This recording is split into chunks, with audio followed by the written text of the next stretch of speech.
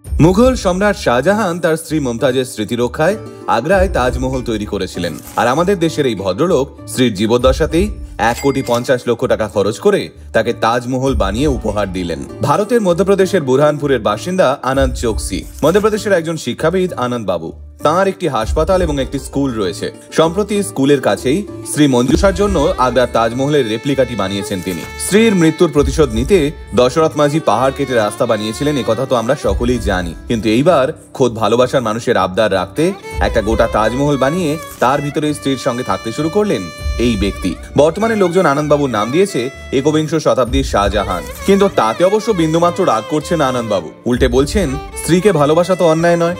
যদিও আনন্দবাবুর এই তাজমহল তৈরির গল্পটা আজকের নয়, আজ থেকে কিছু বছর আগে স্ত্রীর সঙ্গে দিল্লি গেছিলেন আনন্দবাবু। সেই সময় আগ্রায় গিয়ে তাজমহলের সৌন্দর্য দেখে দুজনেই প্রেমে পড়ে যান। 52 বছর বয়সী আনন্দবাবুর স্ত্রীও একজন শিক্ষিকা। তাজমহল দেখে আনন্দবাবুর স্ত্রী কথার ছলে আনন্দবাবুকে জানিয়েছিলেন, তাজমহলের মতো অবিকল এমন যদি আমাদের একটা বাড়ি হতো।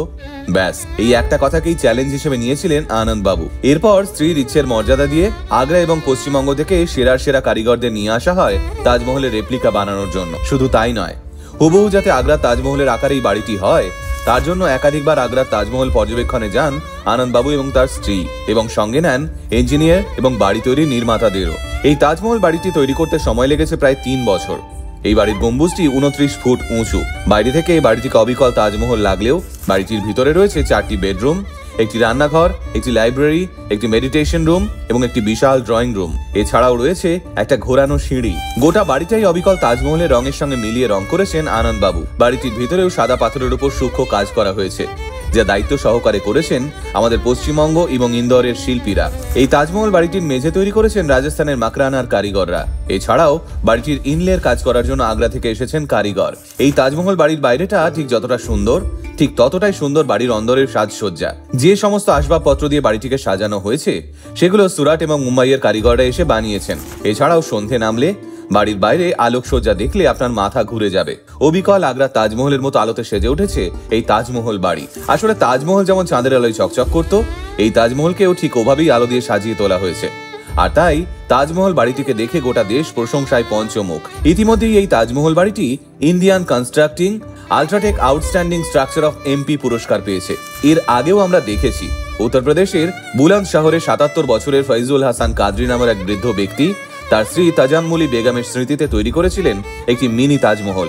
যদিও সেটি স্মৃতিসৌধ হিসেবেই মানুষের চেনে, কিন্তু এইবার খোদ তাজমহলের আদলে বাড়ি বানিয়ে থাকতে শুরু করলেন এই ব্যক্তি। আনন্দবাবু বলেন, ভালোবাসার মানুষটার সঙ্গে থেকে তার জন্য কিছু করতে পারা সৌভাগ্য সবার হয় না। সৃষ্টিকর্তা আমায় সেই সৌভাগ্য দিয়েছেন, তাই আমি আমার ভালোবাসার মানুষটাকে রানী করে রেখেছি। সত্যি এমন জীবনসঙ্গী পাওয়া বোধহয় ভাগ্যের বিষয়, তাই না?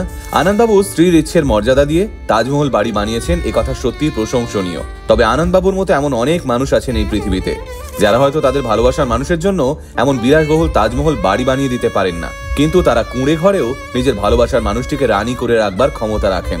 তাই এই সমস্ত মানুষেরা যদি আপনার জীবনে থাকে তাদের যত্নে রাখবেন, ভালো রাখবেন।